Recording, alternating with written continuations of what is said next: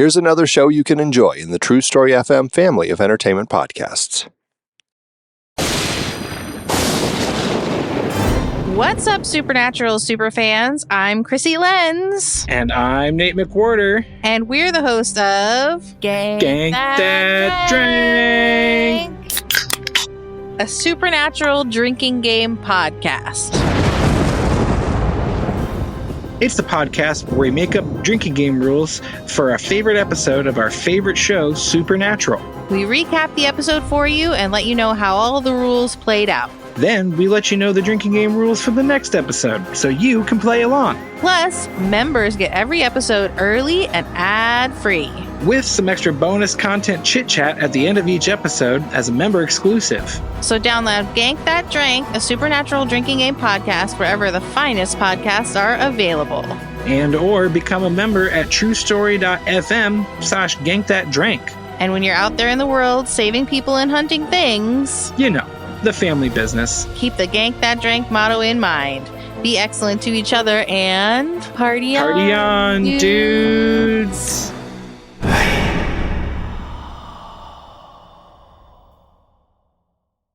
Ever wonder where the devil got his horns? How about those cloven hooves? Or that pitchfork? Wasn't he an angel? No, he was a snake. No, he's the great red dragon. No, he's the beast. He's the prince of this world. Prince of darkness. Well, he's the prince of darkness. Good morning, star lovelies. One of my names is Lester Ryan Clark. And I sometimes go by Keenan Diaz. And we're the hosts of the brand new podcast, The Devil's Details. What comes to mind when I say Lucifer? How about Satan? What about just the devil? How did the big bad of the Western world end up with so many faces? Join us as we dig up, decipher, and deconstruct the devil's many forms throughout history. Take a guided tour with Dante through the 9 circles of hell. Or revisit Satan's angsty bad boy years in Paradise Lost. Learn the ins and outs of a Faustian contract. Easier than a 1099, but with a hell of a lot more fine print. Slither on over to The Devil's Details on True Story FM and join us in the diabolic discussion. Love and hisses. Mwah! Didn't Al Pacino play him in a movie? Are you sure that wasn't Robert De Niro? I could have sworn it was Tim Curry. That was Elizabeth Hurley. Didn't he go down to Georgia at some point?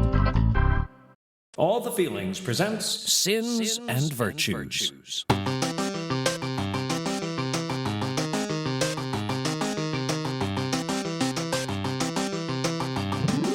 This episode... Gluttony.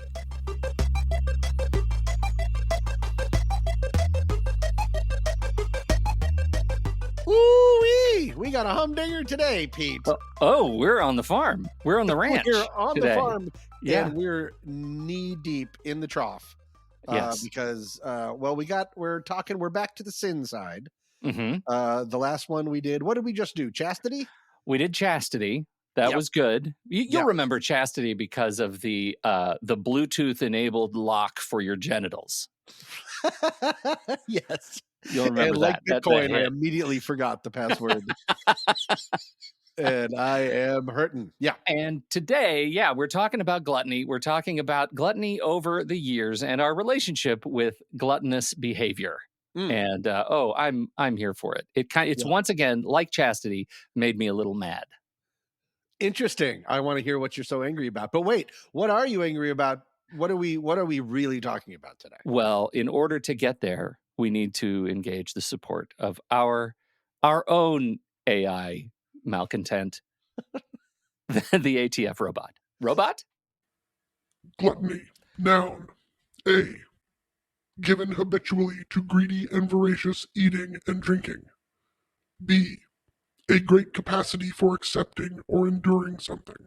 Okay, so yes, I normally think about it as, well, because everything I do, every morning I get up, I watch David Fincher's Seven, just over my morning nachos. Constitutional, yeah. Yeah, and I always think about it as gluttony being just voracious eating and drinking. But then, I mean, if I'm caught up with a phrase of quick use, gluttony in a phrase, it's glutton for punishment. And that doesn't have to do with eating or drinking at all. No, it really doesn't. What's so interesting about this, and you know how much I love cracking on the ancient religious scholars who penalized eating. It's just fascinating to me where this came from, right? Because, of course, gluttony is classified as one of the 7 deadly sins. Yep. Naturally, it's why we're here. But why? Why was it a deadly sin? Do you know? Like, do you have a sense? My only guess would be, and I'm just thinking about this for the first time, is that it's taking more of your share, so it's robbing it from people that might need it. And so it's wasteful, but it also has potential effects on those around you. You're taking out of the mouths of babes. Sorry. Yes. I think about Monty Python and the Holy Grail when I think about this concept, because what you just said is spot on, right? And in the beginning, in the medieval times, right, when you had, like, you remember when they have the filth farmers? They come and talk to the people and they're like, and they're just like moving I'm mud the around king, and they're just moving mud around, right? Yeah. And they start talking about politics. And I think that's really, really funny because, the church came together and said gluttony is a serious moral failing, right? If you are taking more, as you said, more than your share, then you are contributing to moral decay and spiritual emptiness. But also, we don't have the capacity to make enough food for everyone, so we need you all to believe that it's a moral failing so you won't eat so much. So it's just a survival manual again. Right. Yeah. Right.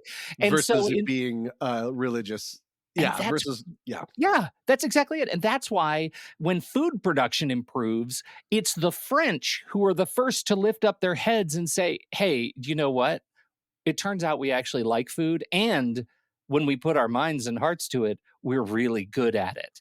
And so they came up with this synonym for gluttony, gourmandise, which is, the variant gourmand, right? Gourmet. That's a synonym for gluttony that has a positive twist to it, right? It is an appreciation of indulgence in food. Indulgence in amount or indulgence in like how fancy it is? Because I think of gourmet not as like overeating, but definitely, taking all the best parts of everything and putting them all together. Well, I think you're right on both counts, right? But what we're talking about here is that food production improves, scarcity decreases, attitudes change, right?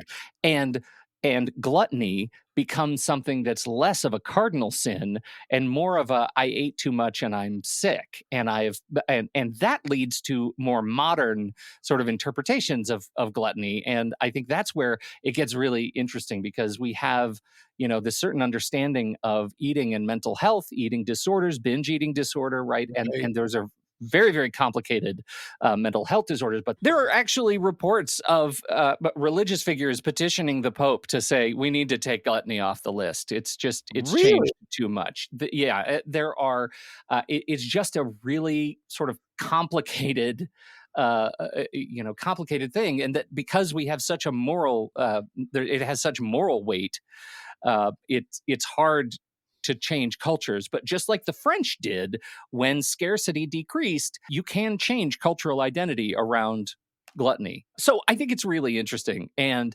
gluttony the way it's evolved over time is the first thing I think of when I think of gluttony is Seven. And the second thing I think of when I think of gluttony is Wall Street. Oh, sure. Right? Yeah. So that's the thing that's actually more interesting to me about all of this, is that it went from this thing that we were so preoccupied with food and having this moral failing, spiritual emptiness related to food. And now gluttony implies greed of other things, taking more than your share. How do you relate to that? Well, how do you separate gluttony from greed then? Because those are two different sin. It's interesting. I've never thought about the relationship between the two before. Isn't that interesting? I think it's really interesting. How do you separate gluttony from greed? Like gluttony is and maybe that's why we look at the changing impact of gluttony as a cardinal sin. It's sort of already covered, right? It's also already covered in lust, right? Like, we've got this sort of overindulgence in a thing, and we have decided generations ago that it's a bad thing. But when you stop and look at it, maybe is it a bad thing in and of itself? Should we change the way we look at it? I don't know.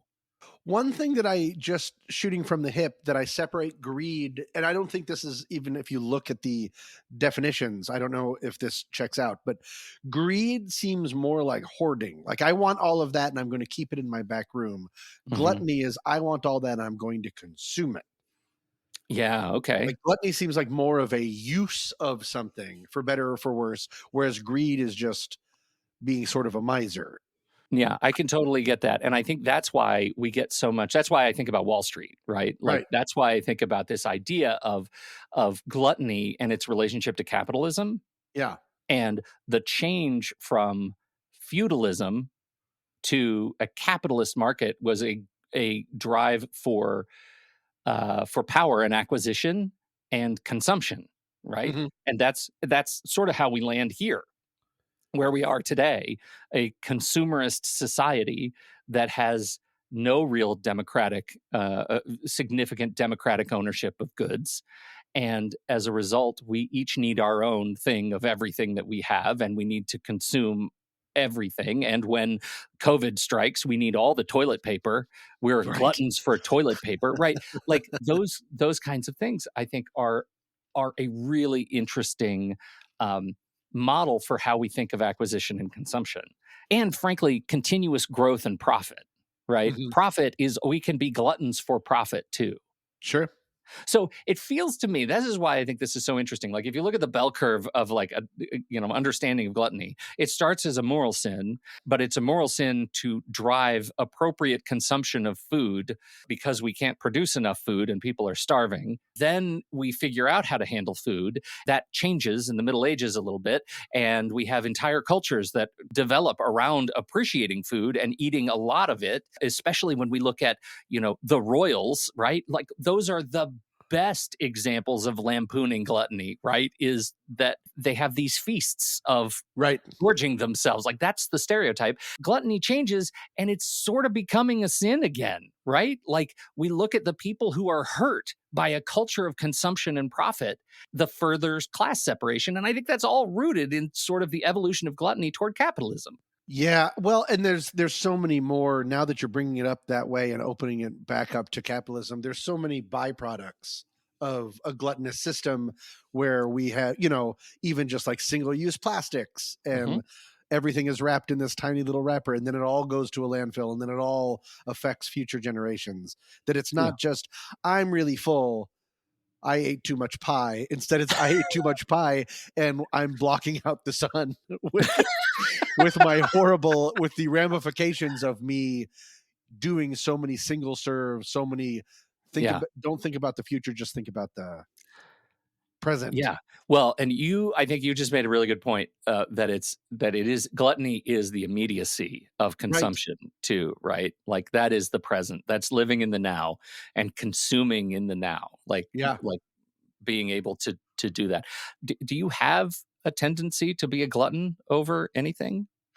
Well, we're going to talk about it during my I have been gorging on one thing in particular and I'm not exactly sure why. And it's not what you think. I Was that assume a you're thinking BuzzFeed I title? assume yeah. And number 8 will surprise you. No, I just assumed you were thinking ice cream sandwiches. For once, it's not ice cream oh, you know what I haven't had in a long time? Ice cream sandwiches. Ice cream sandwiches. I gotta write that down. But no, like, when I get a hankering for something, let's say just food or drink, I never want, like, 9 of them. Yeah. That's the kind of thing I think I always assumed. I think I was such an aspirational glutton as so many people are when they were a kid. Because when you're a kid and you don't have any money and you don't have any agency, you're like, when I grow up, I'm I'm gonna gonna have buy all a of it. house. I'm gonna have all of the Skittles, every Yeah. single Skittle, and I'm gonna melt them all into one enormous Skittle, and then like eat my way in, and then eat my way out. And now I'm like, yeah, I have like 3 Skittles when I walk Foster. That's enough. Kinda makes my tongue hurt after too many. You know what hurts? Citric acid. Like I Yeah. love tartness, and after a while, it's like eating a syringe. Like, why Yeah. am I doing this? Yep. It's just prickly. That's So not I fun. think that's evolution's way of keeping us alive. Yeah. We want it keeps us alive because it wants us to get older to experience all these things, and then by the time we're alive, we're like, oh right, a lot of joy is dead, so I'm not going to make the world's biggest Skittle. Instead, I'm probably going to have like a salad. But you're probably having, because of the systems we put in place, you're having a salad in a single serving size of a salad that you're buying through a drive-through, Right. and you're going to eat it. And I don't know, you probably do throw the plastic out the window like you always did, like that kind of a thing. Yeah. 100%. So this is what I'm getting at. Like I feel like this was the interesting awakening for me, is that this cardinal sin of gluttony, this thing that is in this movie that is so important to both of us, that was a horrific sequence in the movie. This cardinal sin actually sprouted a whole new thing for us to feel bad about, right? That we have created this overconsumption culture that is truly damaging, because we're only able to live in the present. And I think that shift towards sustainable consumption has to involve reducing individual consumption, just like the Pope did in the 17th century, and also challenges these underlying economic systems and social structures and things that we've put into place that are poisoning us. And the market has rewarded us. I mean, Amazon, for sure. The idea of getting whatever you want a day after you order it, that's insane. Or by like 6 o'clock that night. It's ridiculous. But it became sane really quick. And now if you order something and it shows up 2 days later, Amazon's like, I'm so sorry. Yeah. Like, what are you talking about? Sorry. Exactly. Oh my God. This is what I've been thinking about so much, which is just, and I think you just opened the door to it, which is how quickly we trick ourselves into believing this thing is normal and indispensable. Oh, sure. Right. That it becomes normalized. And so therefore any deviation from that, we have the elephant. We have the memory. What of a fruit fly? Where did elephant? Oh, because elephants have really big memories. Elephants have great memories. Yeah. So like an elephant fruit fly, we have extremely ephemeral memories when something new, when we level up, all of a sudden that becomes like the floor again. Yeah. And we don't spend a lot of time being like, wow, remember when, instead of why not even faster? Why not even? And it goes back to what you were saying earlier, like as a kid, like someday as soon as the floor resets, someday I'll have all of the whatever it is that we are fascinated about. So I think it's really like I laugh about it because it is to keep you from screaming. If you could not laugh, you would be screaming. Right. That's kind of where I feel like I started reading about this stuff. I was like, oh, this will be a fun one, because that scene in 7 is so great and gross, and we'll talk about food. And then I realized, oh, this is actually underpins the unraveling of our entire culture and society. So that's great. That does not feel as good as I wanted it to. I better have a Snickers. It's exactly. It's like overnighting from Amazon, a how to survive the dystopian society kit, but you need it right away. Yeah. Yeah. You need it with free shipping. How to make fire in your living room because there's no more power. There's no more. Yeah. Right. But definitely shipped from a warehouse near me. 100%. Yeah. When can I, how can you overnight this self-fulfilling prophecy?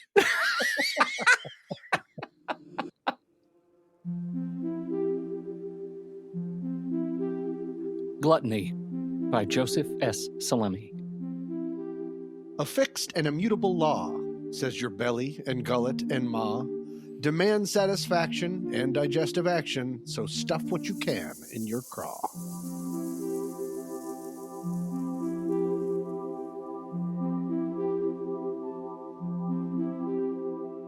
Gluttony is an emotional escape, a sign that something is eating us. When novelist Peter DeVries shared that thought in 1961, one wonders if he was somehow able to predict the future of North American fast food, a place where new levels of culinary horror are offered every year in an attempt to redefine gluttony itself. It's hard to pin down exactly where to start clocking humanity constructing this Tower of Gobble, but 2010 shines as a banner year for both artery clogging and insane fast food creations. First advertised on April 1st, and originally assumed to be a practical joke, KFC launched the Double Down, a heavily sauced bacon and cheese sandwich that used 2 pieces of fried chicken as the bun. Washington Post food critic Tom Seitzema reviewed it, saying, quote, "There's nothing really enjoyable about eating this other than the fact that you accomplished it. It's sort of a poor man's Everest." Not to be outdone, later that year, Wendy's offered up their own barely digestible calorie mountain named the Quadruple Baconator, an update on their original Baconator, which was a sandwich sent back from the future to give the American people heart disease. It consisted of 4 quarter-pound patties, 12 slices of bacon, mayonnaise, and ketchup, and one would assume an insulin chaser. Speaking of food mountains, 4 years later, Arby's offered up its own towering creation, and their sandwich was actually called the Meat Mountain.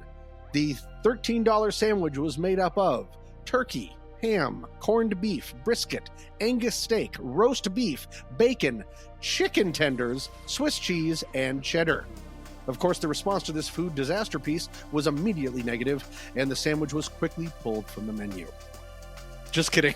You can apparently still order the Meat Mountain today, and since 2017, you have the option of adding a fish fillet to the meat orgy in case you want the chance to eat all of God's creatures all at the same time. Speaking of creatures, this progression has continued in dietary creatures great and small. And what of little old KFC, the chain who arguably started it all with its fried chicken as bun science experiment? 7 years after introducing the Double Down, the chicken chain limped back into the ring with the Kentucky Fried Chicken and Donuts sandwich, this time putting the chicken in the middle and using 2 full glazed donuts as the bun. It was an offering that would once have seemed outlandish, but was now just more fried food for the trough. Nevertheless, while Colonel Sanders may not have won the war, he certainly started the battle. Rest well, Colonel. We thank you for your service. Want to gorge on something while you both tighten your belt and loosen your purse strings? Then tuck in to allthefeelings.fun and pig out on all the amazing features you'll receive as a feeling friend. For just the one-time Blue Plate special price of $35, you'll get exclusive access to live streams, delicious special bonus content for each episode, and special member-only episodes that you can shove in your ear pie holes. What? Okay, plus you'll get access to our trailer library featuring famous voiceover talent, and you can corned beef hash things out with us on our Discord channel, and so much more. So put down the Ozempic and pick up your keyboard and head over to allthefeelings.fun and dig in. And now, back to the show. Let the drum beat go places. And now, a thought about gluttony from Fergie. I'm famous for splurging at fast food places. I'm currently obsessed with Taco Bell's bean and cheese burritos with extra green sauce and extra cheese. Gluttony.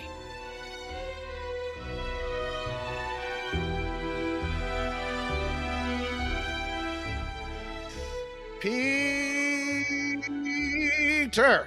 Yeah. We are 7 eps in, and I think things are going both hunky and dory. How about you? Oh, absolutely. The twins of success, Hunky and Dory.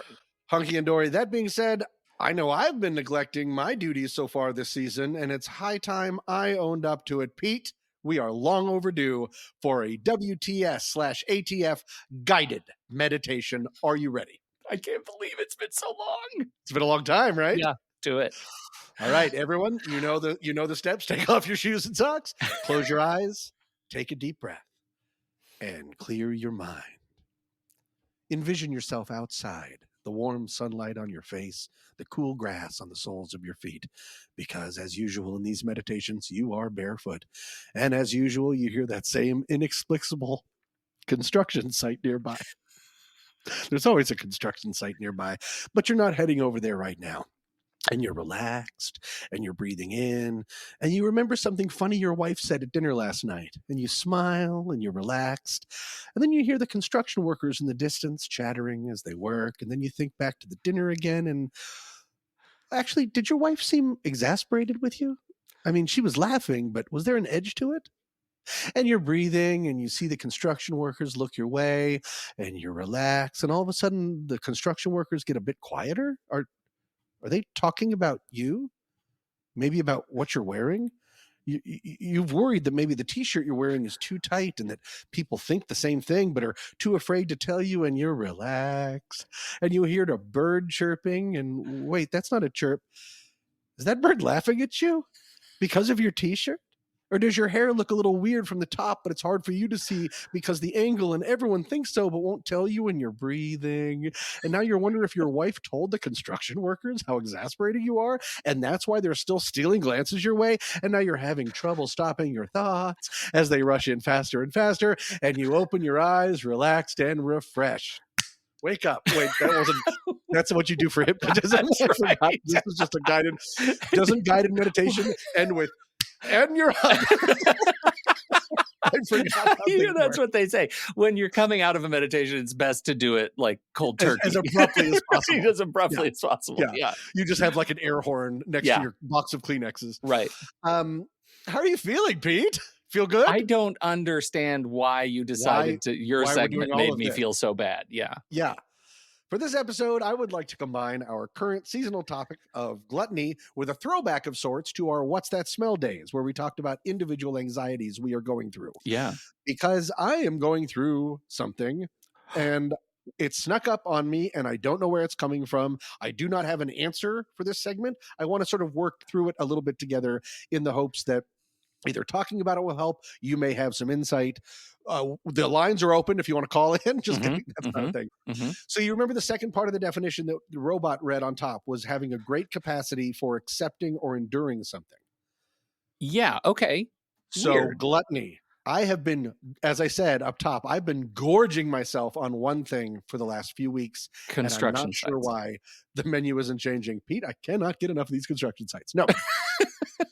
No, for once, it's not nachos. It's not ice cream sandwiches. I am gorging myself on negative thoughts that I'm imagining people are having about me. That has always been on the menu for me, but it has become so prevalent that something has shifted, and I don't know why. In other words, for the listener, I'm having negative fantasies and filling in conversational voids with negativity pointed my way from other people. And it's gotten really strong and really consistent. I've restarted calling them daymares. It's not like, because it's not daydreams, it's daymares. May I give you a very quick, for instance? Well, dive in? Yeah. Yeah. Oh, please. I just want to ask, because I'm such a narcissist. What have I been saying what has Head Pete been saying to you?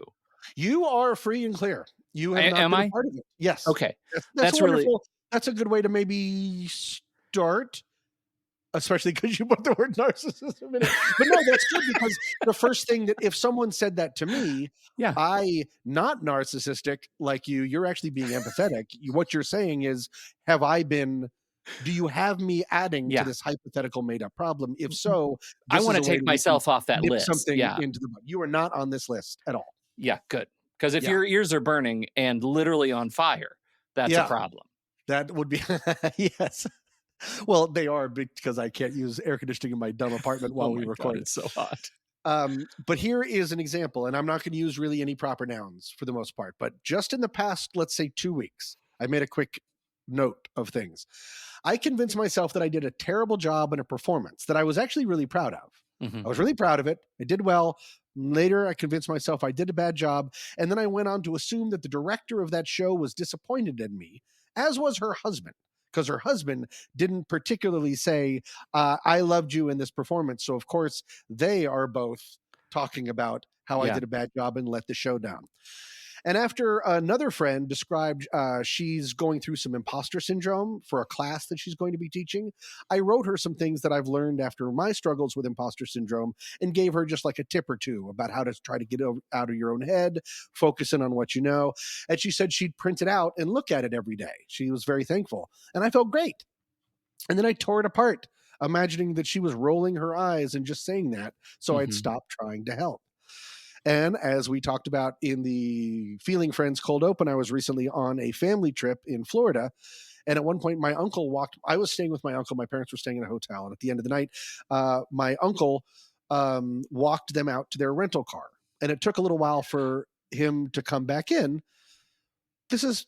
Anyways, I decided that they must have been talking about you.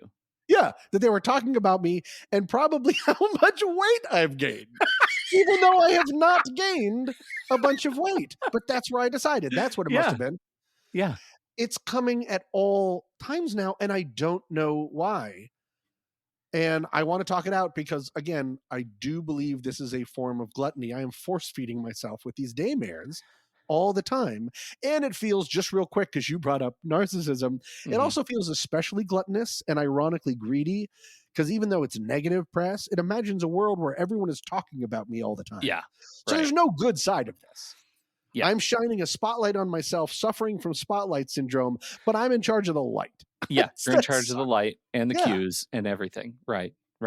Something has really gotten through, and I'm finding myself 3 sentences in to this daymare before I realize what I'm doing. When did it start? Do you remember when it started?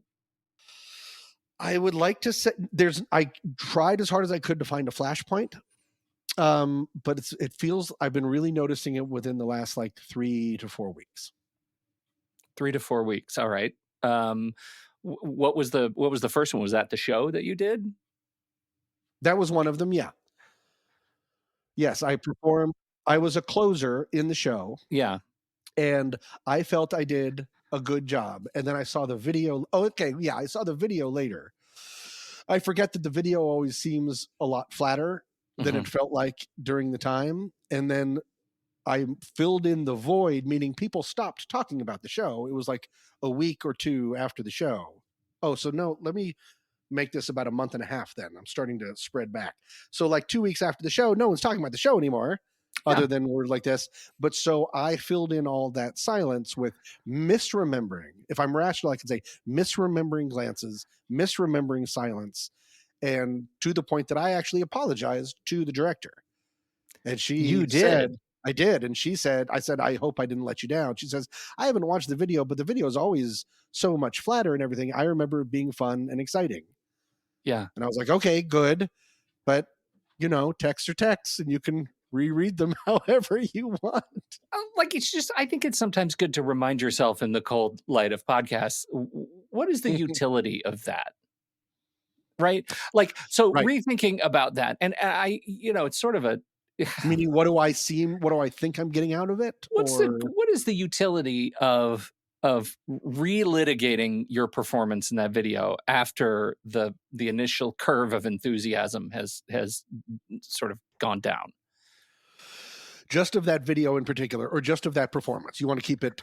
Let's just start with the performance, because I think that's the interesting thing, right? You picked up on this performance and you felt so strongly about your headcanon of it that you decided to initiate a review of it with the director, right? And you open yourself up to criticism in a way that feels a little bit like, remember The Young Ones, that great British show? No, but I've heard of it. It was like an MTV. It was on MTV here, right? Yeah, BBC, MTV. Yeah, it was on MTV here. And there's a sequence where one of the characters is like, "Hey, Rick, man, what are you doing with my crucifix, man?" Disgusting. Yeah, look, I really think I should lay this one on you, man.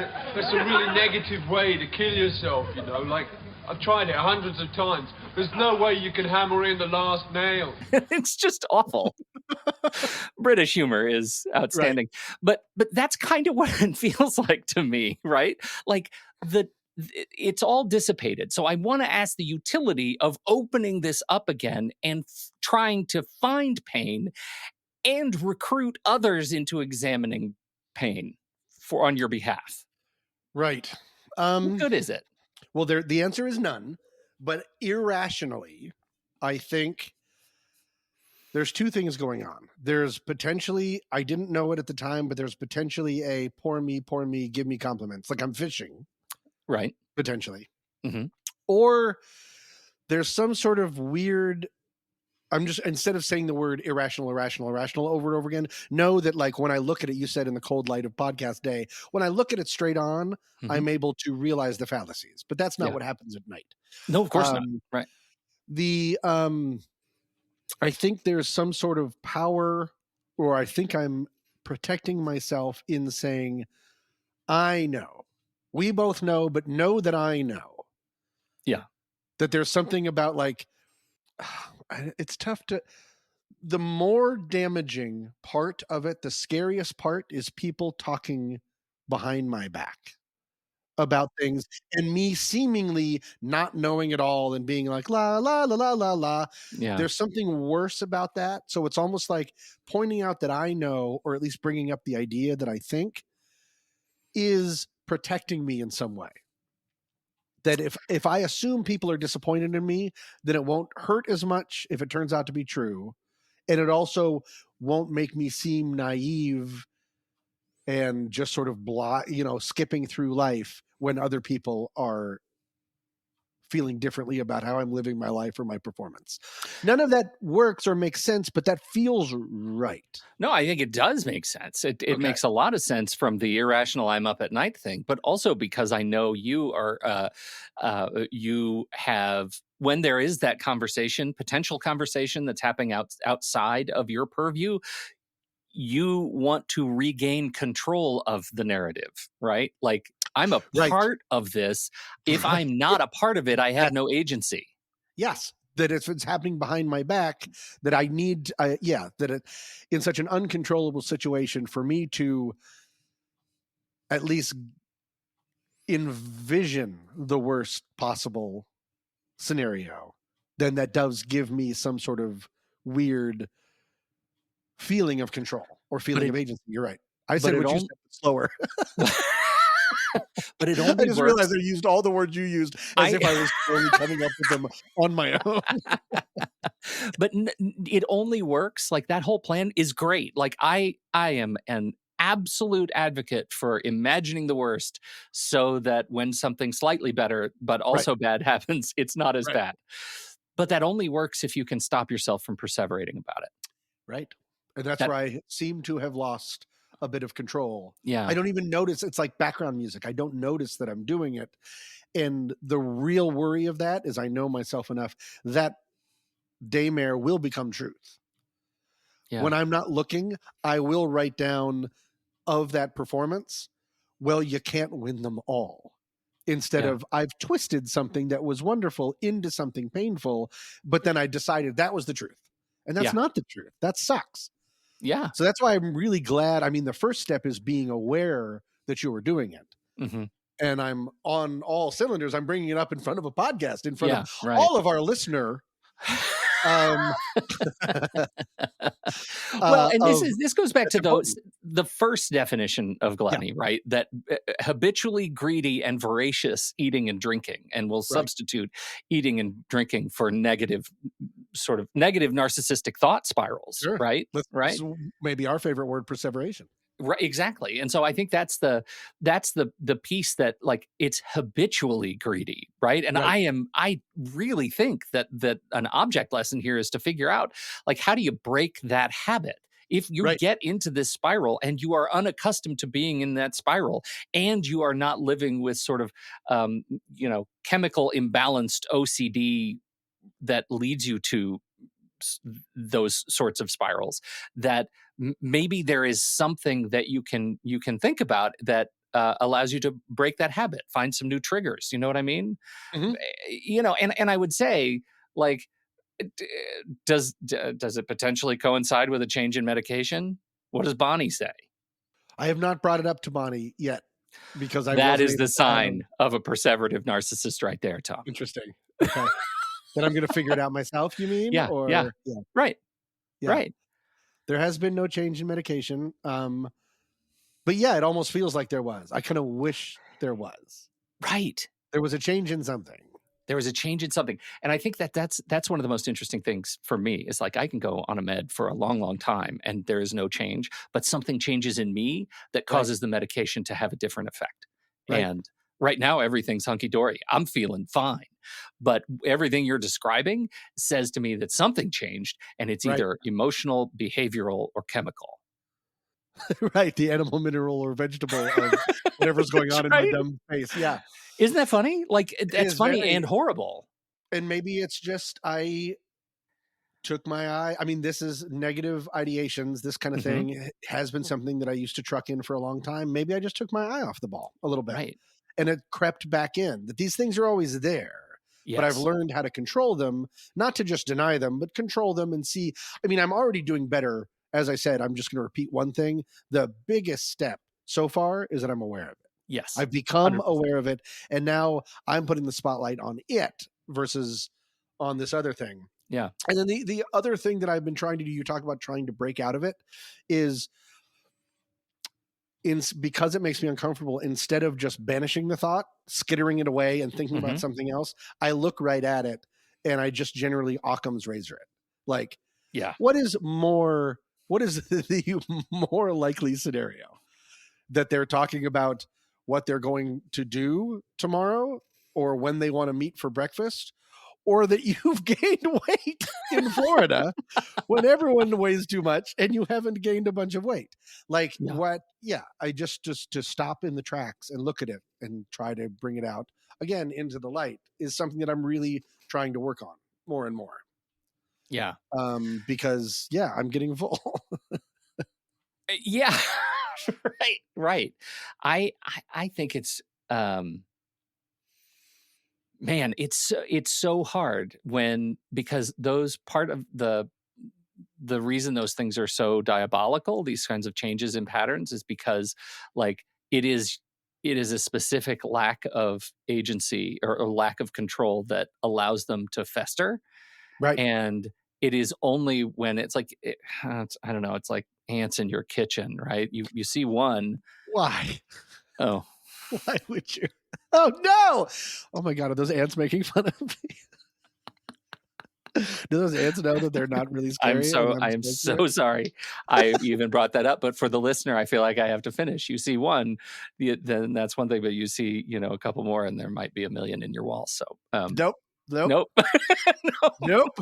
You see one and you say, that's the only ant in the world. I got them all. If you're a new listener, I have a irrational phobia of ants, and Pete is what's known as the worst.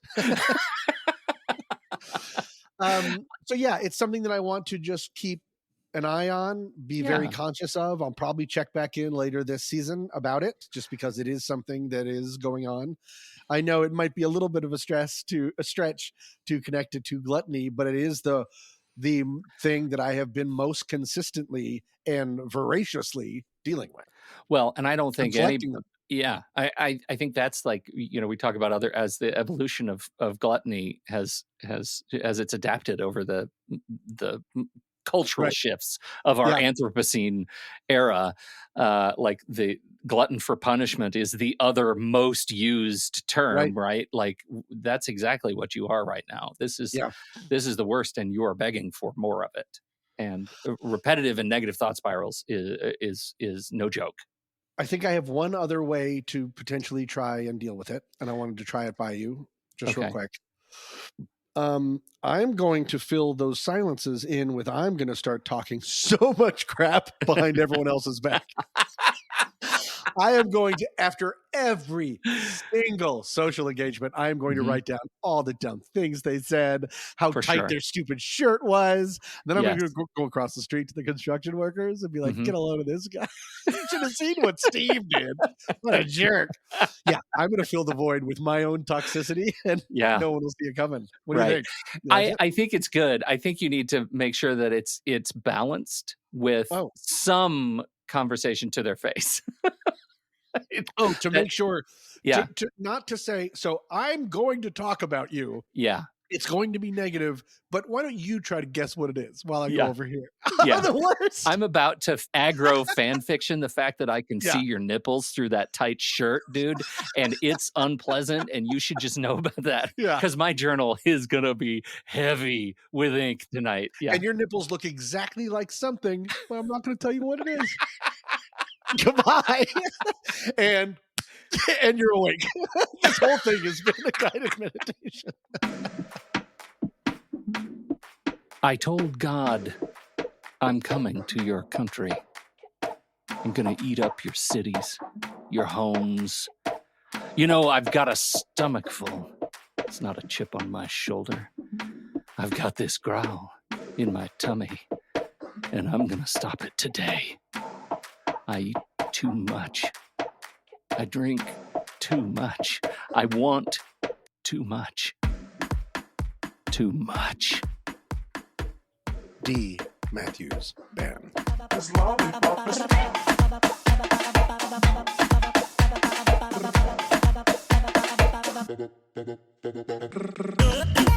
Thank you all so much for joining us this episode. This week's tune is The Lollipop is Poppin' by Captain Jaws.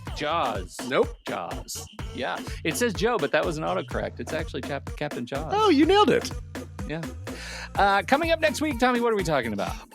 We're going back to the good side. The Anakin. Wait, Anakin. Was he good or bad? Anakin is not a great example. Oh, I don't remember. Was he? He Luke was good, Skywalker? then very bad. Oh, he was Darth Vader. Did I just ask if Vader. Anakin was Luke Skywalker? Yeah, you did. That's not great. No. Okay. All of this is staying in, by the way. People need to know. Well, some would say I didn't do my due diligence about Star Trek or whatever we were just talking about. Yes. Everyone's going insane. Yes. We were talking about the heavenly virtue of diligence, which seems exciting and seems less gross than this week's topic. Diligence, just one step ahead of the other. Well, just wait until I tell you how diligently I eat every goddamn thing in the house. Oh, no! So we're just staying in gluttony from now on? We're going to be in gluttony for a while, everybody. Yeah. So I look forward to talking about that. Until then, I am Tommy Mess III.